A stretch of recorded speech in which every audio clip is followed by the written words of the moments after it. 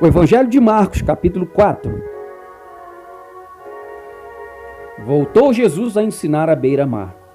E reuniu-se numerosa multidão a ele, de modo que entrou num barco onde se assentou, afastando-se da praia. E todo o povo estava à beira-mar na praia. Assim lhes ensinava muitas coisas por parábolas no decorrer do seu doutrinamento.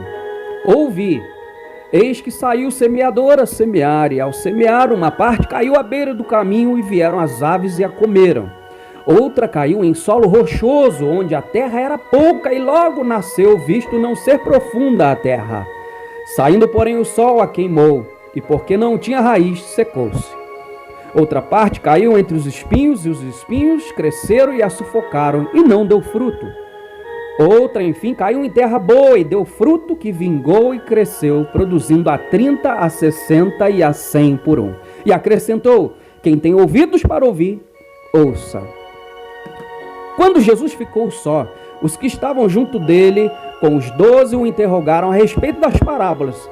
Ele lhes respondeu: a vós outros vos é dado conhecer o mistério do reino de Deus, mas aos de fora tudo se ensina por meio de parábolas, para que vendo, vejam e não percebam, e ouvindo, ouçam e não entendam, para que não venham a converter-se e haja perdão para eles. Então lhes perguntou: não entendeis esta parábola, e como compreendereis todas as parábolas? O semeador semeia a palavra. São estes os da beira do caminho, onde a palavra é semeada. E enquanto a ouvem, logo vem Satanás e tira a palavra semeada neles. Semelhantemente, são estes os semeados em solo rochoso, os quais, ouvindo a palavra, logo a recebem com alegria. Mas eles não têm raiz em si mesmos, sendo antes de pouca duração. Em lhes chegando a angústia ou a perseguição por causa da palavra, logo se escandalizam. Os outros, os semeados entre os espinhos, são os que ouvem a palavra, mas os cuidados do mundo, a fascinação da riqueza e as demais ambições, concorrendo, sufocam a palavra, ficando ela infrutífera. Os que foram semeados em boa terra são aqueles que ouvem a palavra e a recebem, frutificando a 30, a 60 e a 100 por um. Também lhes disse: vem porventura a candeia para ser posta debaixo do alqueire ou da cama? Não vem antes para ser colocada no velador?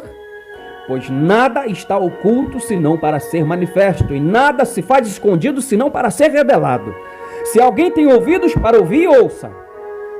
Então lhes disse: atentai no que ouvis. Com a medida com que tiverdes medido, vos medirão também, e ainda se vos acrescentará. Pois ao que tem, se lhe dará, e ao que não tem, até o que tem lhe será tirado. Disse ainda: o reino de Deus é assim como se um homem lançasse a semente à terra, depois dormisse e se levantasse de noite e de dia, e a semente germinasse e crescesse, não sabendo ele como. A terra por si mesmo frutifica. Primeiro a erva, depois a espiga, e por fim o grão cheio na espiga. E quando o fruto já está maduro, logo se lhe mete a foice, porque é chegada a ceifa. Disse mais: ao que assemelharemos o reino de Deus? Ou com que parábola o apresentaremos? É como um grão de mostarda que, quando semeado, é a menor de todas as sementes sobre a terra. Mas uma vez semeada, cresce e se torna maior do que todas as hortaliças e deita grandes ramos, a ponto de as aves do céu poderem aninhar-se à sua sombra. E com muitas outras parábolas semelhantes lhes expunha a palavra, conforme o permitia a capacidade dos ouvintes. E sem parábolas não lhes falava. Contudo, porém, explicava em particular aos seus próprios discípulos. Naquele dia, sendo já tarde, disse-lhe Jesus: passemos para outra margem. E eles, despedindo a multidão, o levaram assim como estava no barco, e os outros barcos o seguiam.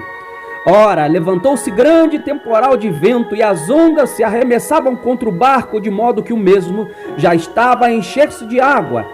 E Jesus estava na popa, dormindo sobre o travesseiro. Eles o despertaram e lhe disseram: mestre, não te importa que pereçamos? E ele, despertando, repreendeu o vento e disse ao mar: acalma-te, emudece. O vento se aquietou e fez-se grande bonança. Então lhes disse: por que sois assim tímidos? Como é que não tendes fé? E eles, possuídos de grande temor, diziam uns aos outros: quem é este que até o vento e o mar lhe obedecem?